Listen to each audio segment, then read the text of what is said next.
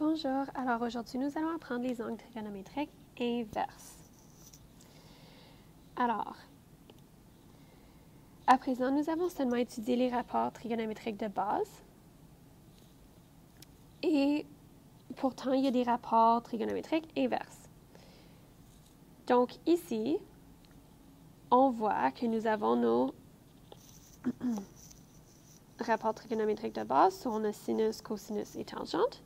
Mais là, on a nos rapports trigonométriques inverses qui sont coséquente, séquente et cotangente. Et coséquente, séquente et cotangente sont des inverses de nos rapports trigonométriques de base.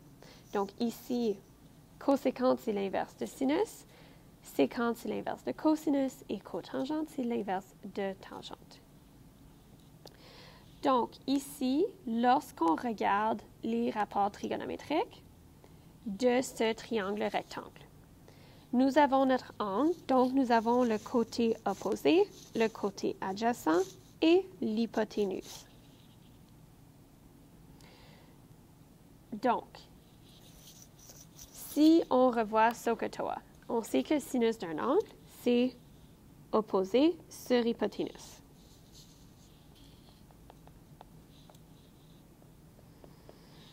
Le cosinus d'un angle, c'est adjacent sur hypoténuse et la tangente, c'est côté opposé sur côté adjacent.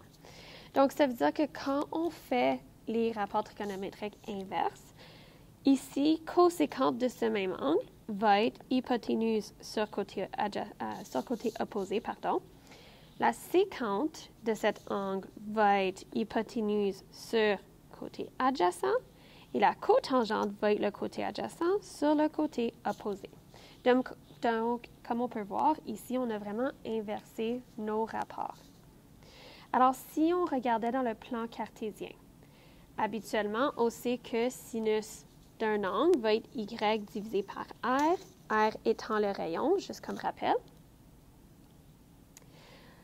Cosinus, ça va être x sur r et tangente, ça va être y sur x. Donc, ça veut dire que la coséquente va être r divisé par y, la séquente va être r divisé par x et la cotangente va être x divisé par y. Donc, encore une fois, on inverse nos rapports. Alors ici, ce qui va être important à se souvenir, c'est que la coséquente, c'est l'inverse de sinus, donc 1 sur sin de ce même angle.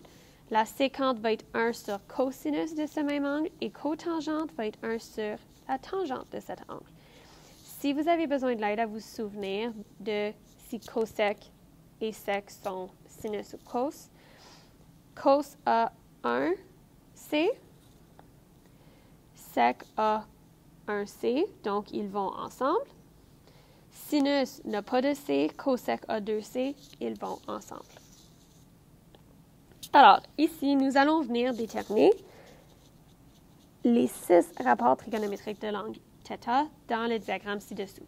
Fait qu'on regarde θ, fait que ça veut dire qu'ici, ça va être mon côté opposé, mon côté adjacent et mon hypoténuse. Donc, ça veut dire que sinus de cet angle-là, c'est opposé sur hypoténuse. Donc, nous avons 2 tiers. Cosinus de ce même angle va être adjacent sur hypoténuse. Donc, nous avons racine carrée de 5 sur 3. Tangente de ce même angle est opposée sur adjacent, donc 2 sur la racine carrée de 5. On ne veut pas avoir un radical au dénominateur, donc on multiplie. Et donc, on va avoir 2 racines de 5 sur 5 comme rapport. Maintenant, pour nos rapports inverses. Alors, on va faire cosec, qui est l'inverse de sinus. Donc, on va inverser le rapport sinus. Donc, on aura 3 demi. La séquente de ce même angle est l'inverse. Donc, 3 sur racine carrée de 5. On multiplie par racine carrée de 5 pour enlever notre radical au dénominateur. Donc, nous allons avoir 3 racines de 5 sur 5. Et finalement, nous avons cotane de cet angle. Et on inverse, donc ça va être racine carrée de 5 sur 2. Alors ici, à l'aide d'une calculatrice, on va déterminer les 6 rapports trigonométriques de chaque angle ci-dessous. Alors, tu vas arrondir la réponse à 4 places décimales. Donc ici, si on met sinus de 88 dans la calculatrice, on obtient 0,9994. Si on met cos de 88 dans la calculatrice, on a 0,0349. Assurez-vous que votre calculatrice est sous le mode degré et non pas de gradient ou radian. Sinon, vos réponses vont être très différentes. Tangente de 88, on obtient 28,6363. Pour coséquente de 88, on va avoir 1 sur sinus de 88, ce qui va nous donner 1,006.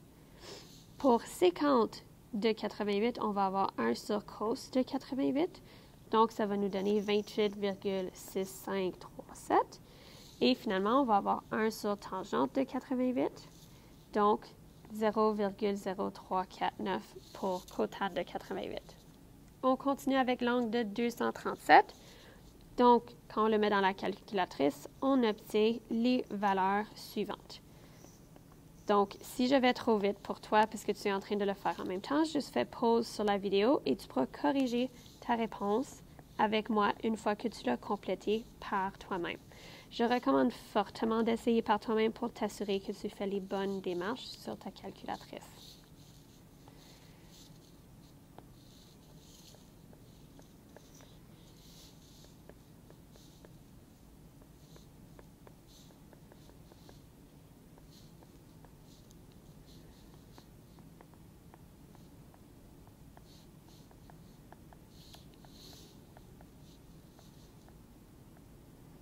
Oups. Voilà.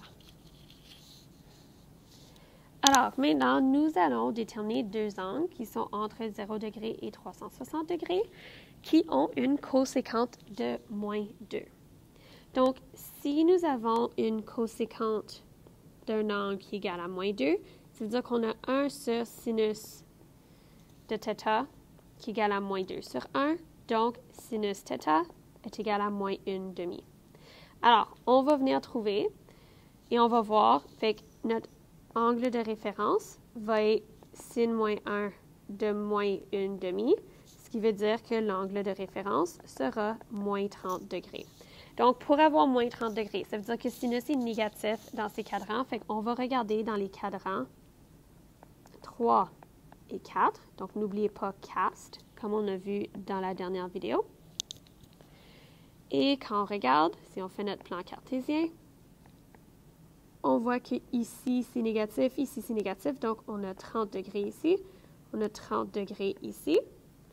Donc, ça veut dire qu'on a un angle qui est là et un autre angle qui est ici.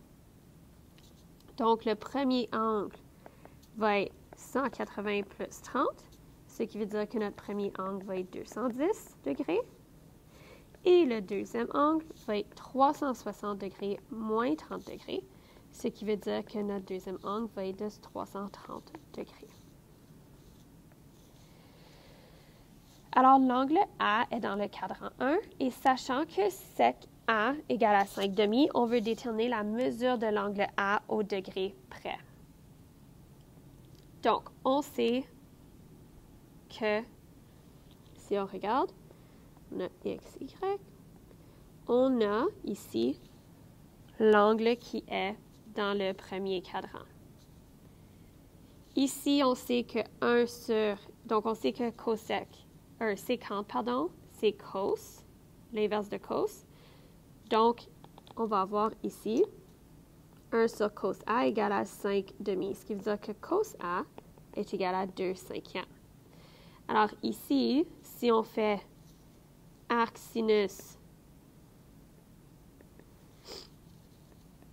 cosinus de 2/5, on va obtenir l'angle de 66,4 degrés.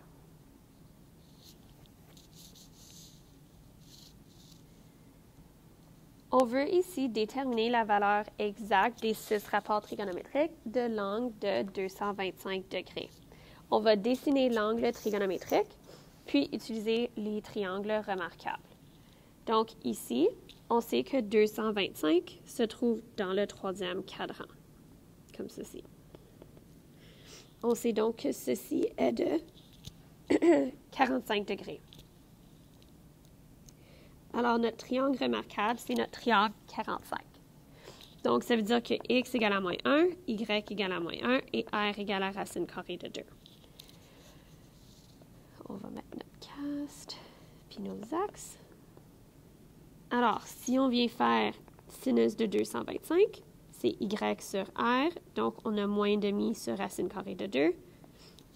Donc, on va obtenir moins racine de 2 sur 2, ce qui veut dire que la coséquente de 225 va être égale à moins racine de 2 sur 1.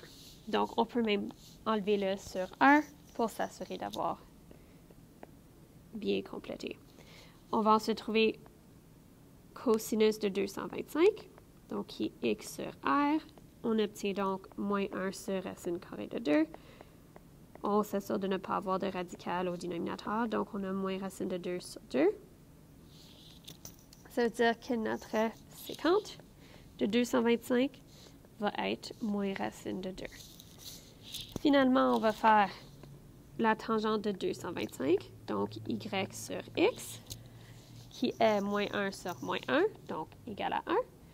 Et on va faire notre cotangente de ce même angle de 225, qui est donc 1 aussi. Maintenant, nous allons avoir chaque point qui est situé sur le côté terminal d'un angle trigonométrique, puis on va déterminer la valeur exacte des 6 rapports trigonométriques de l'angle. Donc ici, parce qu'on a beaucoup pratiqué, faites pause, puis faites-le par vous-même, puis vous pouvez corriger avec ce que je vais dessiner sur le slide. Donc ici, on va venir placer notre point qui est T, donc 2 moins 3.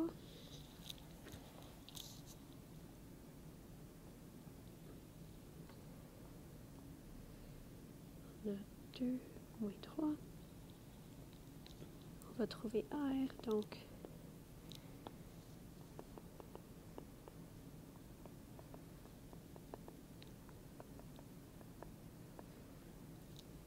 on a sinus θ qui est moins 3 sur racine de 13.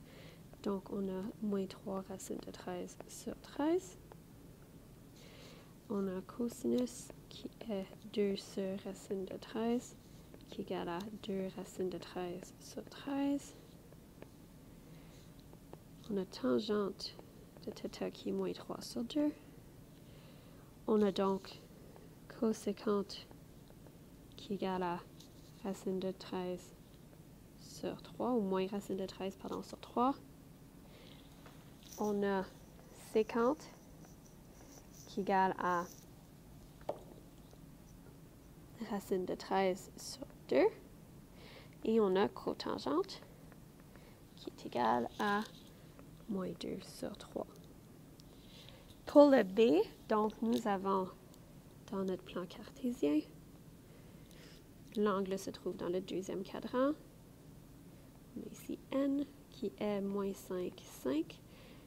Ce qui veut dire qu'on a moins 5 et 5. On vient trouver R. Donc, on a 5 au carré plus moins 5 au carré. On a donc 50. Parce qu'on a 25 plus 25.